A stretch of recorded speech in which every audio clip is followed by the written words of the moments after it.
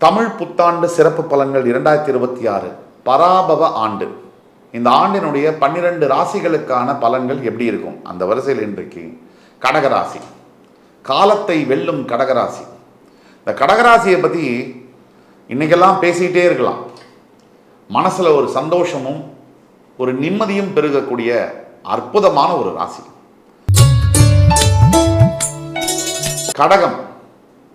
பல சிக்கல்கள், பல இன்னல்கள், கொடூரமான, நான் சொல்றதை நல்லா கவனிச்சுக்கோங்க, கொடூரமான சனி பகவானுடைய தாக்குதலுக்குள்ளாகி அஷ்டம சனியிலிருந்து வெளியே வந்து அப்படியே தன்னுடைய வாழ்க்கையை மாற்றிக்கொண்டு இப்போ ஜெயிச்சு கொண்டிருக்கக்கூடிய, இந்த வெற்றியை ஆரம்பிச்சிருக்கக்கூடிய கடகராசி அன்பர்கள். இந்த கடகராசியை பற்றி பேசும்போதே உடம்பெல்லாம் செலுக்குது. காரணம், இன்றைக்கு தமிழக வெற்றி கழகத்தினுடைய தலைவர் நடிகர் விஜய் கடகராசி. எப்படி அமையுது பாருங்க. அஷ்டம சனி முடியுது, தேர்தலில் போட்டியிடுறாரு, அவருக்கு மக்களுடைய செல்வாக்கும் அமையுது. இந்த வருகின்ற தேர்தலில் யார் ஜெயிப்பாங்க அப்படிங்கிற ஒரு கேள்வியும் புரிஞ்சிருக்கு. இந்த கடகராசியை பற்றி பேசும்போது புரிஞ்சிருக்கு. அடுத்தது நான் சிம்மத்தை பற்றி பேசும்போதும் பொருந்தும், நான் வரேன். ஆனால் கடகத்தில் இருக்கக்கூடிய ரகசியங்கள், ஒரு சந்திரன் ஆட்சி பெறக்கூடிய இந்த ராசி எல்லார் சொல்றதையும் காதல வாங்கிப்பாங்க. நான் தலைவர் விஜயும் சேர்த்து தான் சொல்கிறேன். எல்லார் சொல்றதையும் காதல வாய்ப்பாங்க, தன்னுடைய முடிவை தான் செய்வாங்க. அது கடகம். கடகத்துக்கு இன்னொருத்தர்கிட்ட வேலை செய்யலாம் முடியவே முடியாது. 12 ராசிகள் அதிகமாக வேலையை மாற்றி கொள்ளக்கூடிய ராசி எதுன்னா கடகம் தான்.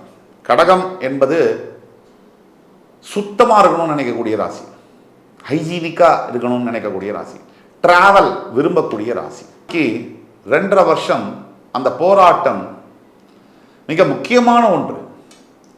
ஒட்டுமொத்த வாழ்க்கையில் கடந்த 2 வருஷம் கடகராசி பார்த்த அனுபவங்கள், பார்த்த மனிதர்கள்,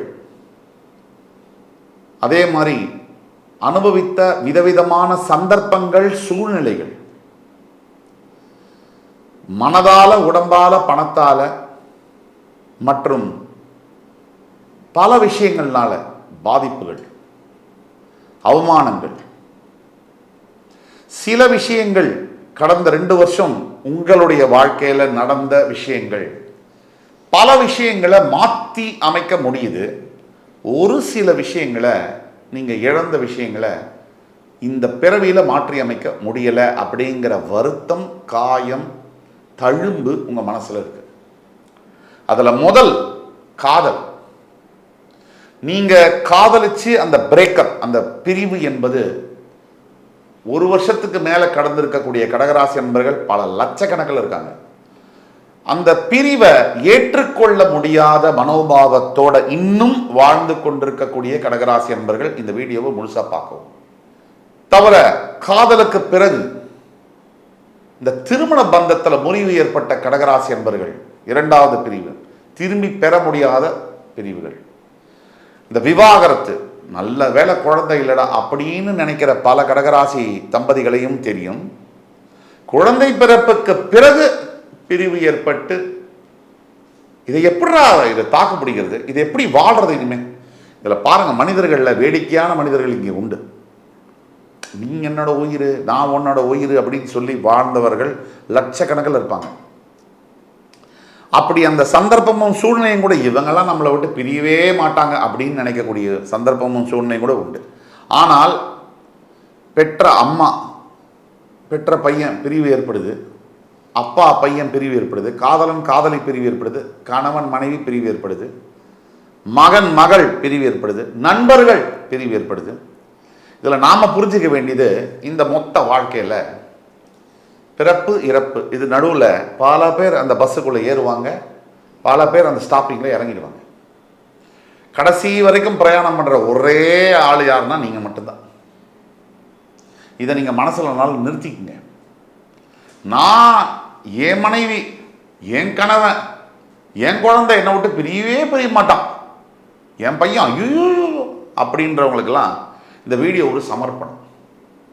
நான் நெகட்டிவாக பேசலை, உண்மையை பேசுகிறேன். ஏன்னா ட்ரூத் இஸ் ஹார்ட் டு பிலீவ்னுபாங்க. ஆக கடகத்துக்கு ரொம்ப ஏன் பேசுகிறோன்னா, கடகம் தான் சந்திரனுடைய வீடு, மனோகாரகனுடைய வீடு. அப்ப கடகம் வந்து இம்பல்சிவ் நேச்சர், எமோஷனல், ரொம்ப எமோஷனல் ஆறுது யாரு? கடகம். அதிக அளவிலான அன்பு பிரியத்தை வைக்கக்கூடிய ஒரு ராசி. இந்த பராபவ ஆண்டுக்குள்ள கால் எடுத்து வைக்கிறதுக்கு முன்னாடி ஒரு சத்தியத்தை நீங்க உங்களுக்கே பண்ணிக்கோங்க. எல்லா உறவுகளுமே ஒரு நாள் இறங்கி போயிடும். எல்லா உறவுகளுமே ஒரு நாள் புதுசா வரும். இது மாறிக்கிட்டே இருக்கும். இது மாற்றங்கள் ஒன்று தான் இந்த ரிலேஷன்ஷிப்பில் நிரந்தரம். யார் அப்பா, யார் அம்மா, யார் பொண்டாட்டி, யார் புருஷன், யார் பையன், இந்த உறவுகளில் உள்ள அந்த நட்பு, அந்த பரஸ்பரம் எல்லாம் மாறும். சில பேர் இழந்துருவோம், சில பேர் பெறுவோம். இது வாழ்க்கை. ஏன் கடகத்துக்கு இதை இவ்வளோ தூரம் சொல்கிறோம் ஸ்ட்ரெஸ் பண்ணி? இந்த 3 விஷயத்தை நீங்கள் அஷ்டம சனியில் இழந்திருக்கீங்க இல்லையா? காதலன், காதலி, கணவன், மனைவி மற்றும் குழந்தைகளுடைய நட்பு, குழந்தைகளுடைய பாசம், இதெல்லாம் இழந்தீங்க இல்லையா? இதெல்லாம் மறுபடி பெறவே முடியாதுங்கிற ஸ்டேஜில் இருக்கக்கூடிய கடகராசி என்பர்கள் இந்த வீடியோவை நீங்கள் கண்டிப்பாக பார்த்தே ஆகணும். இன்னைக்கு நான் வந்து சும்மா வசனம் சொல்றதுக்காக சொல்லல. எப்பவுமே ஒரு வாசல் மூடி ஒரு வாசல் வைப்பான் இறைவன். இது சத்தியமான உண்மைங்க.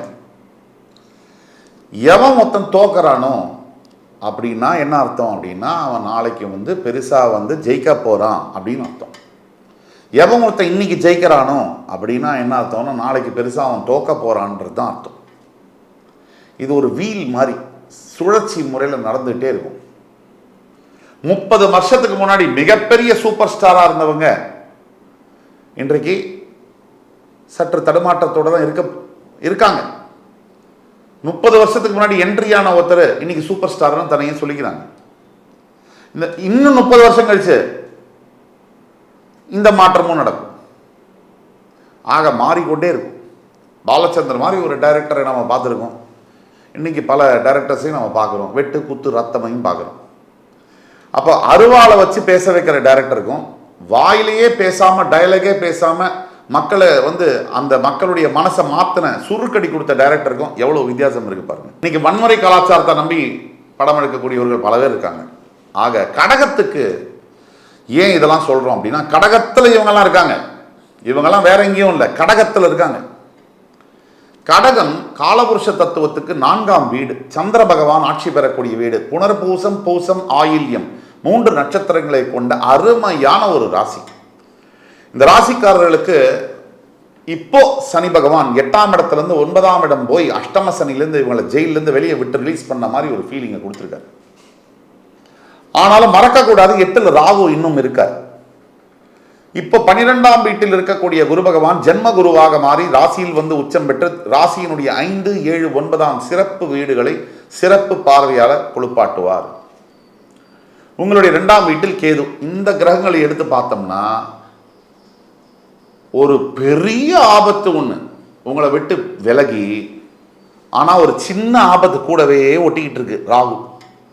தவிர வாக்குஸ்தானம், குடும்பஸ்தானம்,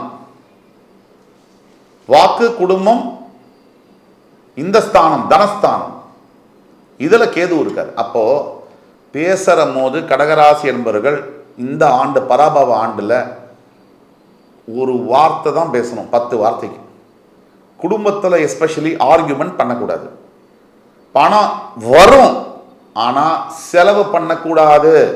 ஜாக்கிரதையா இருக்கணும். உங்களை சுத்தி பருந்து கழுகுக மாதிரி சுத்திட்டு இருக்காங்க. யாரெல்லாம் அட்வர்டைஸ்மெண்ட் கம்பெனிஸ், ஃபேஸ்புக்கை திருமண ஆடு, இன்ஸ்டாவை திருப்பின ஆடு, டிவியை பார்த்தா ஆடு, பேப்பரை படித்த ஆடு.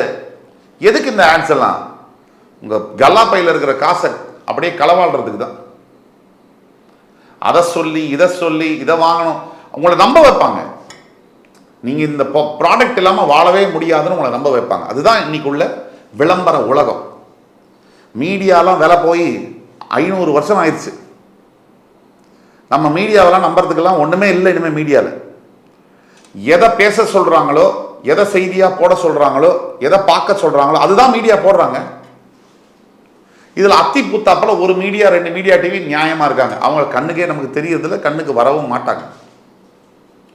இப்படிப்பட்ட சூழ்நிலையில் கடகராசி என்பர்கள் காசை, உங்கள் காசு நீங்கள் சம்பாதிச்சது, நீங்கள் தான் அதை பத்திரமா பார்த்துக்கணும். இன்னைக்கு விட்டுட்டீங்கன்னா அவுட்டு. புரியுதா? கையில் காசு இருக்க வரைக்கும் 5 ரூபா உங்கள் கையில் இருக்குது. வெளியே போயிடுச்சுன்னா அது இன்னொருத்தரோட காசு. இந்த கவனத்தை நீங்கள் கடகராசி என்பர்கள் ஏற்படுத்திக்கணும். 2 அதே மாதிரி ஜென்ம குருவா வரும்போது ஜூன் 2ஆம் தேதிக்கு பிறகு உடல் உபாதைகளை கண்டிப்பா ஃபேஸ் பண்ணித்தான் ஆகணும். ஹெல்த்ல ப்ராப்ளம் வரத்தான் செய்யும். உங்களுடைய ஹெல்த்தை விட உங்க அம்மாவோட ஹெல்த்ல பிரச்சனைகள் வர அதிகமான வாய்ப்புகள் இருக்கு. அப்ப நீங்க அம்மாவுடைய ஹெல்த்தை கேர் பண்ணணும். பிளஸ் உங்களுடைய 5ஆம் வீடு, 7ஆம் வீடு, 9ஆம் வீடு உச்ச குருவா பார்க்கும் போது எல்லா விதமான நல்லதும் தேடி வரும். பட்டிங்கல்ல ஜெயிலில் கல் உடைச்சா மாதிரி அஷ்டம சனி காலகட்டத்தில் அதற்குண்டான ஃபீஸ் கூலி உங்களை தேடி வரும் வட்டியோட. ஆக 8ஆம் பாவத்தில் இருக்கக்கூடிய ராகுனால திடீர் சம்பவங்கள் நடக்கலாம். என்ன சம்பவங்கள்? சரி, நமக்கு தான் அஷ்டம சனி முடிஞ்சிருச்சே அப்படின்னு சொல்லி நீங்கள் ஏதாவது பண்ணீங்கன்னா வம்பு வழக்கில் முடியலாம். எவனோ ஒருத்தன் ரோட்டில் போவான், உங்களை ஏதாவது சொல்கிறான், நீங்கள் அவன்கிட்ட போய் வம்புக்கு போனீங்கன்னா பெரிய அடிதடி சண்டையாகி போலீஸ் கேஸ் ஆகி ஆஸ்பத்திரிக்கு போய் பிரச்சனையெல்லாம் நடக்கலாம். ஆனால் உங்களுடைய 9ஆம் வீட்டில் இருக்கக்கூடிய சனியினால உங்களுக்கு நல்லது தான் நடக்கும். பெருமளவில் பாதிப்புகள் இருக்காது. ஏன்னா உச்ச குரு 2ஆம் தேதியிலேருந்து அந்த சனியை பார்க்கவும் போறாரு. அதனால ரொம்ப சலிச்சுக்க வேண்டாம். கடகத்தை பொறுத்த வரைக்கும் இந்த பராபவ ஆண்டு உங்க வாழ்க்கையில ஒரு டாப் 5 இயர்ஸ் அப்படின்னா அதுல ஒரு ஆண்டாக இந்த கடகம் வரும். ப்ரொவைடட் ராகு பகவானை மனசுல வச்சுட்டு ஒவ்வொரு சனிக்கிழமை தோறும் இந்த பாம்பு புத்து இருந்துச்சுனால் பால் ஊற்றலாம். இந்த சிட்டியில் பாம்பு எங்க, நம்மளே பாம்பாக தானே இருக்கும். மனிதர்கள் எல்லாருமே பாம்பை விட மோசமாக இருக்கிறதுனால பாம்பு நம்மளை விட்டு வெளியே போயிடுச்சு. அதனால அம்மன் கோவில்களில் அபிஷேகம் செய்து வழிபடுவது மிகவும் நல்லது. இந்த சனிக்கிழமை தோறும் அம்பாளை தரிசனம் செய்து அம்பாள் கோவில்களில் போய் வழிபடுவது நல்லது. இப்போ நம்ம பேசிட்டு இருக்க எல்லாமே பொது பலன்கள்.